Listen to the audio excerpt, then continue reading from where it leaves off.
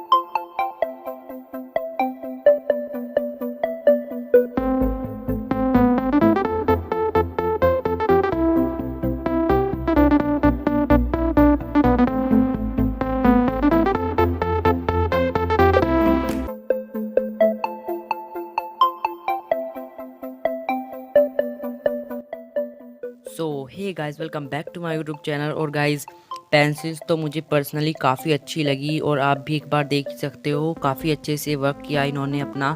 और भाई only 40 rupees थी इनकी प्राइस, जो कि काफ़ी एकदम बिल्कुल नॉर्मल सा है। सो और ये इनकी परफॉर्मेंस भाई बेहद ही अच्छी थी।